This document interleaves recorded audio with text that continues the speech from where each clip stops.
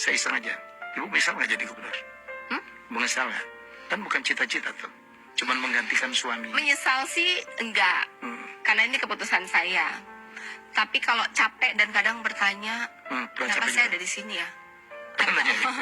Itu kadang ketika manusiawi. Yes. Ketika mulai capek dan kemudian ada beberapa hal, kan kita dimensi yang berbeda. Yes. Saya dari swasta dan ini pemerintahan tuh mindsetnya kadang Iya. ketika capek kadang kayak kenapa saya ada di sini. Tapi kemudian itu biasanya saat berdoa atau pulang lihat anak-anak atau saya turun ke lapangan lihat masyarakat mengingatkan saya kembali lagi kenapa saya ada di sini dari awal, hanya untuk memastikan bahwa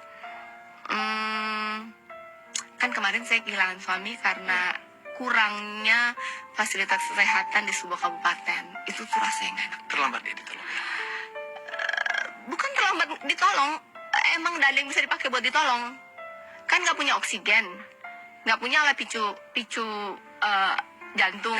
Udah kemasukan air, kan butuh oksigen lah ya untuk bernapas biar ritmenya. Jadi ketika saya datang itu udah late 1 jam pun almarhum tuh masih ada detak jantungnya, masih bernapas tapi nggak ada oksigen, masih pakai alat yang dipompa-pompa manual gitu dan di push gitu. Kayak saya mau minta tolong, mau teriak, mau kirim SOS pun tidak ada airport.